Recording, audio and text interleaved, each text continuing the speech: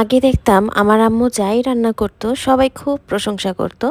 এখনও আম্মুর রান্না আলহামদুলিল্লাহ অনেক ভালো হয়। কিন্তু আমি রান্না করার পর থেকে আম্মু হচ্ছে কিছু রান্না করতেই চায় না। মনে করে যে আম্মু হয়তো মজা হয় না।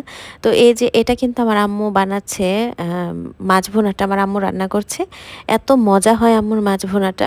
তো এখানে আম্মু হচ্ছে তেল দিয়ে পেঁয়াজ ভালো করে ভেজে তারপর আদা, রসুন বাটা, তারপর হচ্ছে হলুদ, মরিচ, জিরা, ধনিয়া গুঁড়ো আর লবণটা দিয়ে ভালো মতো মশলাটা কষিয়ে একটু পানি দিয়ে টমেটো দিয়ে মশলাটাকে কষিয়ে নিচ্ছে। আর মাছ ভুনার মধ্যে কিন্তু টমেটো দিলে অনেক টেস্ট হয়।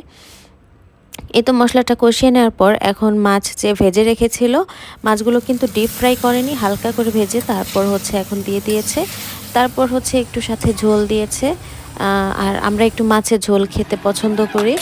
তো এই তো ঝোলটা প্রায় গাঢ় হয়ে এসেছে বলক এসে। তারপর একদম লাস্ট ফিনিশিংয়ে কাঁচামরিচ আর হচ্ছে ধনেপাতা দিয়ে দিচ্ছে। তো এই তো মাছ ভুনাটা কিন্তু একদম রেডি। দেখতেই কিন্তু খুব লোভনীয় লাগছে, তাই না বলেন?